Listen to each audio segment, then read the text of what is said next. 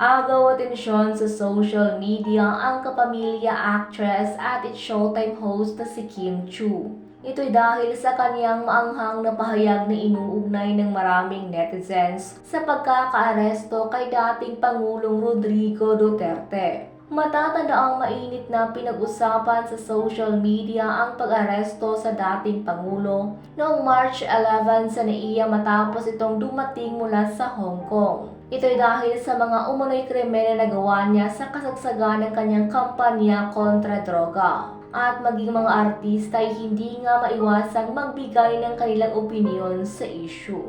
Marami ang natuwa sa pagkakaaresto sa dating Pangulo, habang marami naman ang nagpahayag ng suporta sa kanya. Samantala, sa gitna nga ng issue ay agaw pansin ang naging pahayag ni Kim sa isang episode ng It's Showtime. Sa kanyang pahayag, nabanggit kasi ni Kim ang salitang deserve.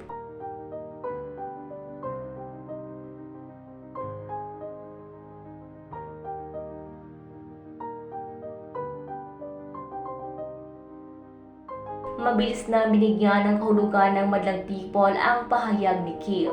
Sa katunayan, isang netizen ang nagsabing di umano'y tungkol sa pagkakaaresto ng dating Pangulo ang kaniyang pahayag.